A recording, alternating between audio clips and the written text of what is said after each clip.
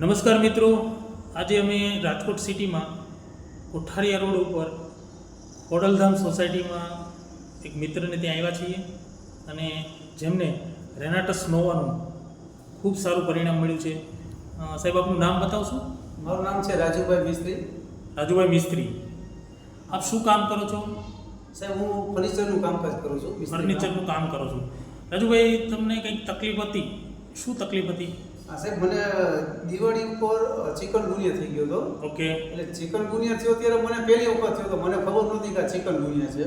એટલે રાતે હું સૂતો હતો એટલે સવારે ઉઠ્યો તો મારા ઘરનાને મેં કીધું કે મને ઊભું થવાતું નથી, આ શું થઈ ગયું કંઈ ખબર નથી પડતી, આખું શરીર મારું જલાઈ ગયું. ઓકે. એટલે થોડુંક મને આમ આયુર્વેદ અને રોગ પ્રતિકારક શક્તિ માટે વિટામિન સી લેવું જોઈએ એવું મગજમાં માઇન્ડસેટ હતું, બરાબર. એટલે મેં મારા ઘરનાને કીધું કે મારા માટે લીંબુનું શરબત મને કરી દે. લીંબુ ઘરે હતા ને એટલે મારા ઘરના બાજુવાળા પાસેથી લીંબુ લઈ અને 3-4 ગ્લાસ લીંબુ શરબત મેં પીધા. મને ખબર નહોતી કે વિટામિન સી ખાટી વસ્તુ ચિકનગુનિયામાં ખવાય નહીં. અને એ પછી ખાધા પછી તો મને 3-4 દિવસ સુધી તાવ અને એટલું આમ ઊભું ન થવાય અને ઓય માળી આમ હાલી ન હકું, 4 ગોઠણિયા પગેથી આમ પેશાબ પાણી આવી બધી તકલીફ થઈ ગઈ હતી. અને પછી દવાખાને મને લઈ ગયા મારા ઘરના.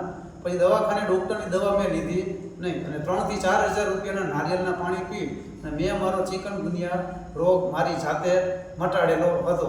પછી મારા એક મિત્ર છે દિવેશભાઈ ટાંક કરીને ગોંડલની અંદર, એ મને મળ્યા હતા 6 મહિના પહેલાં. રેનાટોસ નોવા બોટલ મને એણે સજેસ્ટ કરી હતી, પણ મેં ભરોસો એનો કર્યો નહીં. કેમ કે મેં પહેલાં જોયું કે હું પહેલાં વાપરું ને મને ફાયદો થાય તો હું વાપરું. એને એના મિત્રને એના સગાવાલાને 5 થી 6 જણાને રિઝલ્ટ સારા એવા લીધા. પછી મને એમ લાગ્યું કે મારે આ ખરેખર આનો ઉપયોગ કરવો જોઈએ.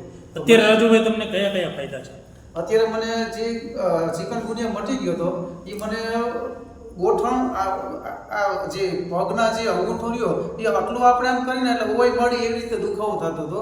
અને આજથી 6 થી 7 દિવસ મેં આનો ઉપયોગ કર્યો તો અત્યારે હું જો આમ કરી શકું છું, આટલું કરું ત્યારે દુખેલા એવી રીતે. બાકી આટલું 80% રિઝલ્ટ મને દેખાય છે.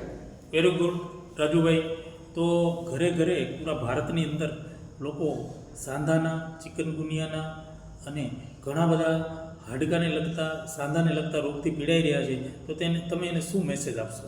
મારો મેસેજ એક જ છે કે જાજુ કંઈ વિચારવાનું નહીં, પણ આ વસ્તુનો જો ઉપયોગ કરવામાં આવે તો હરેક બીમારીનું રામબાણ ઈલાજ છે.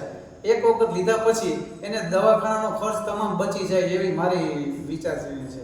થેન્ક યુ રાજુભાઈ, તમે જે ઇન્ટરવ્યૂ આપ્યું એ બદલ તમારો ખૂબ ખૂબ આભાર. Okay, thank you.